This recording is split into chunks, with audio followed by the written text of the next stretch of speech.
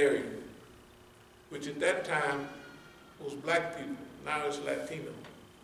So anyway, the point I'm making is,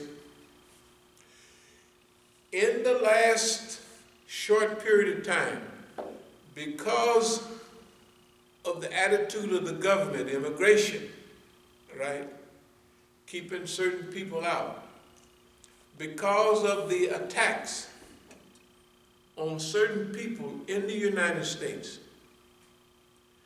has flipped the whole script.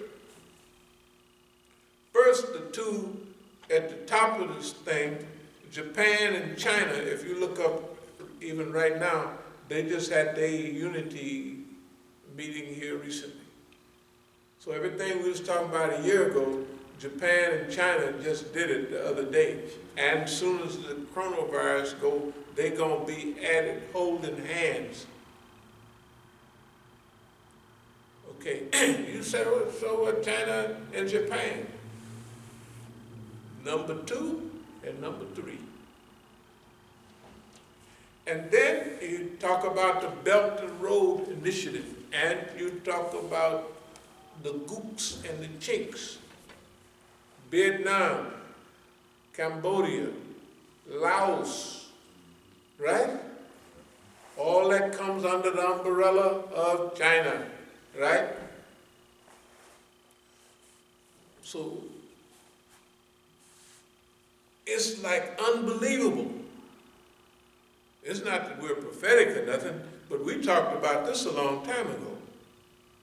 And now it's like you open the curtain and there it is. The script has been flipped. Okay, what does that mean to the world? That means that China, Japan had to deal with America by itself. The tiny tigers, it slipped up on them. They had no idea that anybody would do anything to them like that. They thought the world would be happy. The world would be happy, but not these people here. You know, the tiny tigers, when they started to come up, okay, now we just have to look at everywhere these people are from, there's a whole group of people now that's solidifying and unifying. And that also means internally overseas, because the wealthiest people in Malaysia are Chinese immigrants. I mean, by the millions. I mean, it's like say they're 10% of the population and own maybe 60% of everything. And they have hundreds of millions from the Chinese in Malaysia. In Indonesia, 200 million people in Indonesia. How many Chinese immigrants are there? Tons of them, right? They almost control the economy. Here's what we're trying to say. We always talk about the ebb and flow of civilization.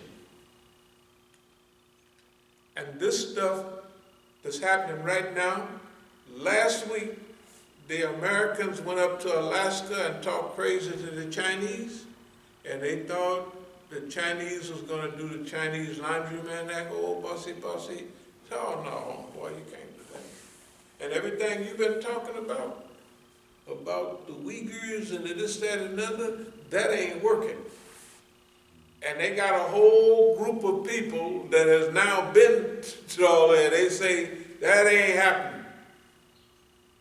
You talk about genocide, the birth rate in those areas, because they're a special group, is 2 or 3 times as much. They have 3 and 4 children in the Muslim areas.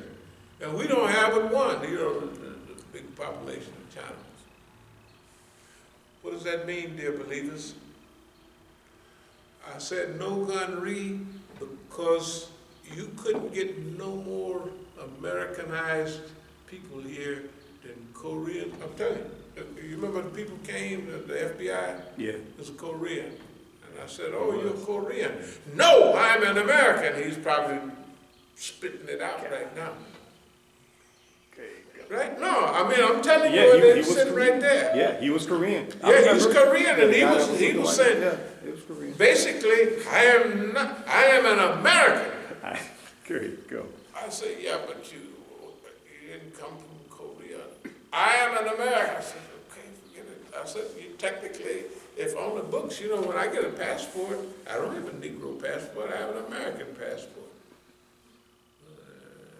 I was just joking, but you know, I've been here longer than you. What are you talking about? You just got here 2 weeks ago.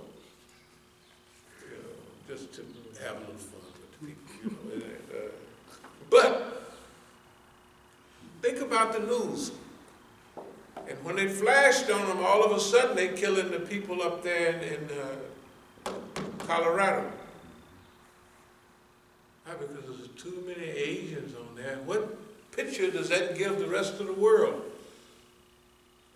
America, the welcome mat. America, you know, come on in. Especially you Asians. If you got some technology and $1 million, you can come over here now. You don't have to come as an immigrant, poor guy, right? But the Asians with Korea, you look on the coronavirus and all that, who does the best? Chinese, Koreans, it ain't but 2 or 3 people died in all of China, right? It's over 500,000. I don't know how many, it may be close to 600,000 people now, but they are dropping like flies. And 2-3 days ago, we didn't caught the little wind and the sails was blowing, a few more deaths, right? This is America. Not only that, they're talking about the vaccine diplomacy, where the Chinese are giving their vaccine to those that need it, and America is hoarding it. It's hoarding theirs and ordering all, and you got any vaccine over there? We don't need it, but we want it over here just so, because, you know, that's what we do. Let's try to look at it like this for a minute. No. It's not terrible, it's history. Yeah, that's true. We've been talking about it here for years and years. We've never not talked about this subject. It builds up, and it builds up, and it builds up, and then there come a time when the tilt comes, then everybody look, they say, the tilt done kicked in. You know, and it's like when I used to work in the forest for the white man, you know, bugging trees, you know, you look over the forest, and the way we would bug trees was we'd look at the top of trees, the big pine trees and everything, and there's a bug, we call it bugging trees, that would eat around the bark. And the bark is where the water from the roots goes up inside of that bark. And when those bugs eat a circle around the tree, if they just ate up and down and stuff like that, it'd be one thing. But they eat around the bark.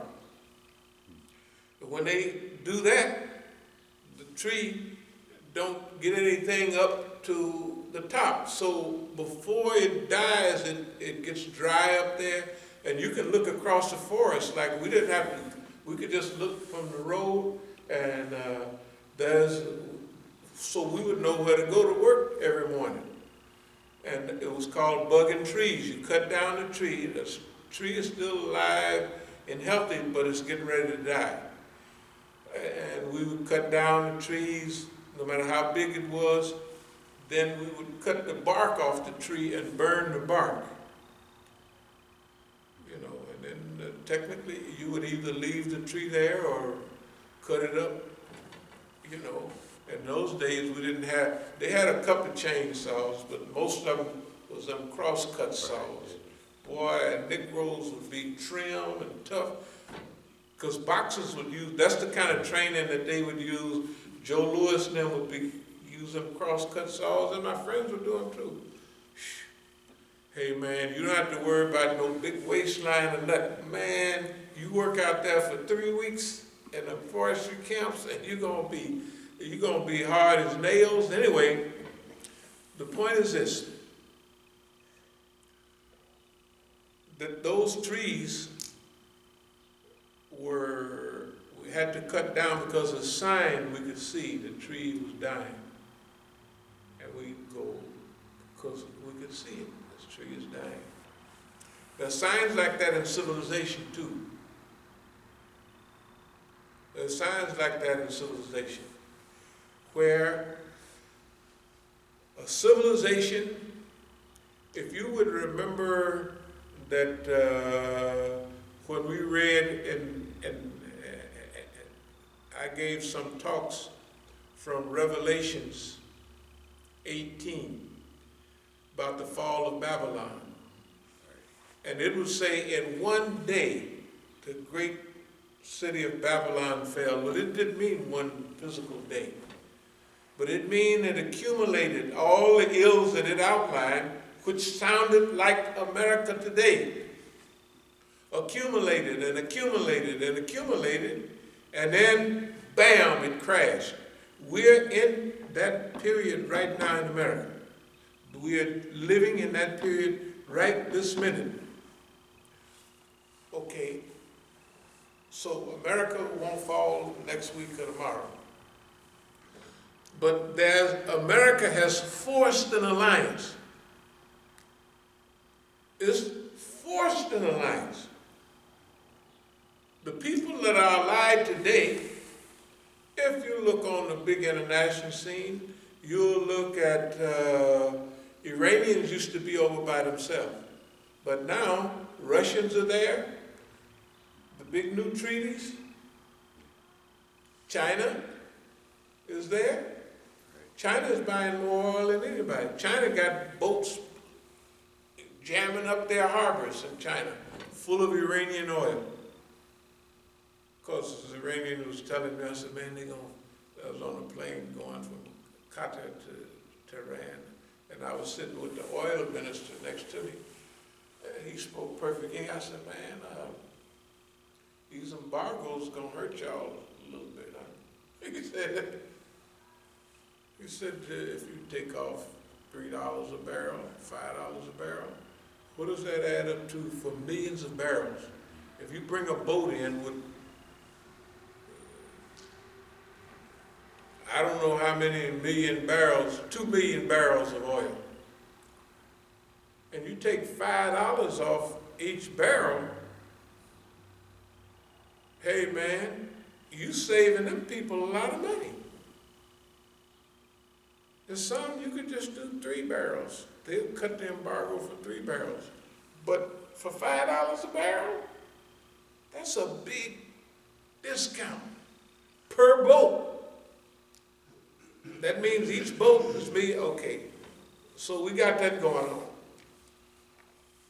Okay. I mentioned things like Nogunri. Nogunri happened to be in Korea. And everybody can say, oh, well, they'll just close their eyes because they want to get to America. Right? And they got to America, boy, they got big businesses and they're doing fine. They're the best educated. The Chinese, the Koreans, and all those people are the best educated in America. Right? But they have been otherized. You know, they're the others. In their heart, they're dying. We just got to be American. But you beat on them too long, you'll break their heart, which they have. And now they're mad in America. You ought to hear them. You think niggas be talking bad. Go to one of them demonstrations. I said, man, y'all got, we went to bed one night and y'all was pro-America, and now, you know, it's like when you break people's heart, they get mad. They get real mad then. You don't love us, MF? Okay, F y'all. You know, we done put all our love and compassion, and then you'll kung flu in everybody. Right. And you're hurting seen any young Asians getting hurt. They all old people. Unless somebody else seen it, they all old people. They have a few people that they're harassing, Okay. but most people are scared of like young Koreans because they think they all know Taekwondo. When you see a Chinaman, you think of martial arts, right? Right. So ain't nobody that says, I ain't taking a chance. But the old people, they just gonna do, what is that they do in the Still, park? just putting your hands on old people is just It's unbelievable. unbelievable.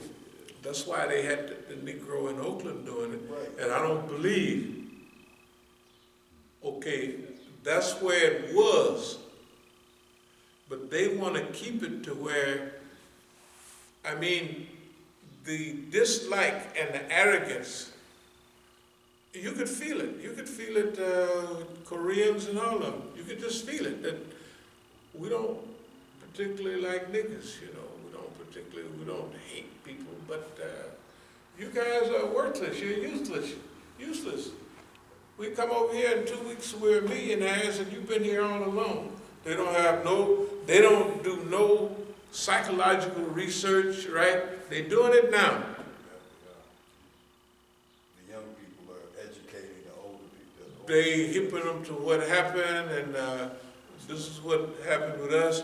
This is why we are the way we are. That's why you're the way you are. And like you say, the young have to teach the old, because the old they don't get none of this. All they get, they'll sit in that store till the stool fall over. They get money.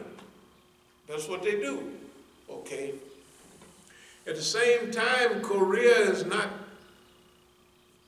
a leftover of the Korean War, right? They didn't jump big. Remember how fast the Koreans has got? And you gotta, these universities, the Koreans, the Chinese, all of these people study 10 times as hard. They look at Americans as stupid. And according to the grade system, they are. So you guys have got lazy, you got stupid, man. What's wrong with y'all? Got all this butter over here and you just laying back? What I'm trying to say is, as surprise unity, okay, and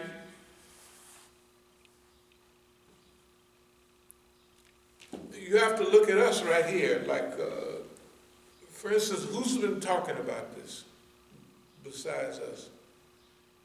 Absolutely nobody. Nobody's ever even, you can't go to a masjid where they didn't mention Korean unity, China, they're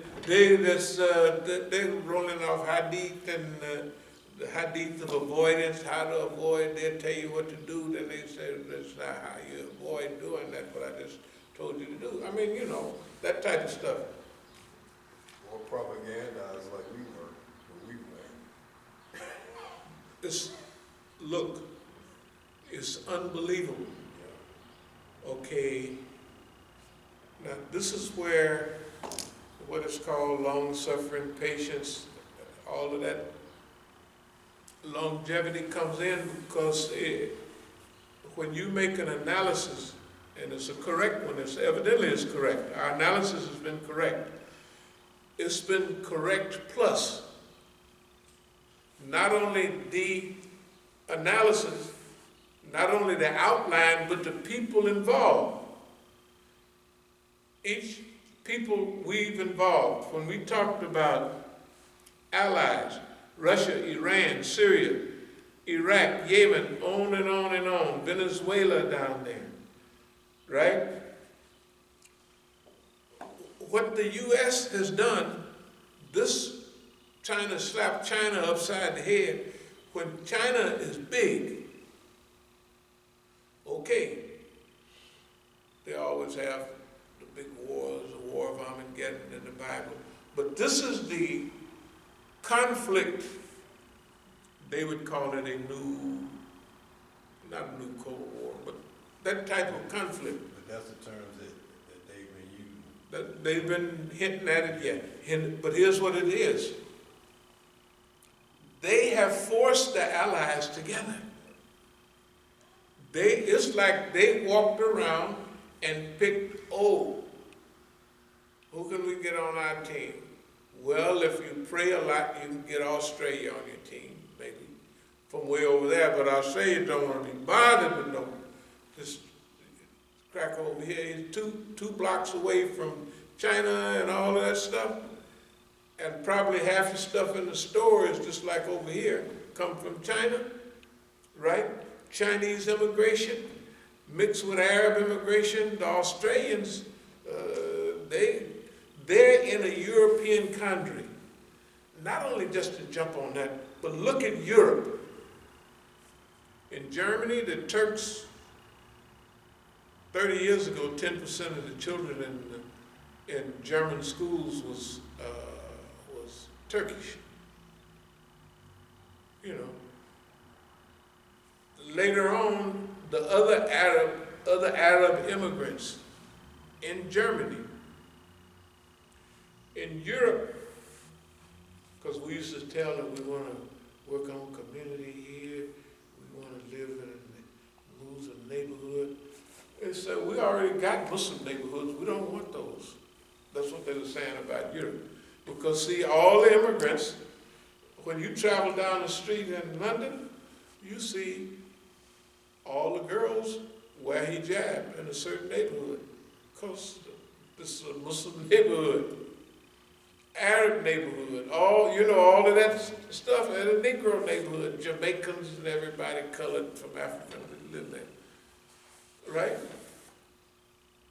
They already got what we talking about trying to do here. They don't want it. They said, we don't want no Muslim ghettos. I said, well, y'all, man, okay, y'all do what you want. I said, this is what we want. When you look out the window, you see all the Muslims. And when you like that, you can build a platform to go anywhere you want. Right? Anyway, boss man have forced the issue. And not only he pushed all the big boys, you got to remember, when you push Russia and China, right, and Iran, and all of these people together, including Indonesia, Malaysia, right, and you start pushing them all together, you demand that you got to work together, right? Because he's not thinking. The dummy is not thinking. They done chose this war, and this war, it was excellent for Malaysia to misstep back in the 90s.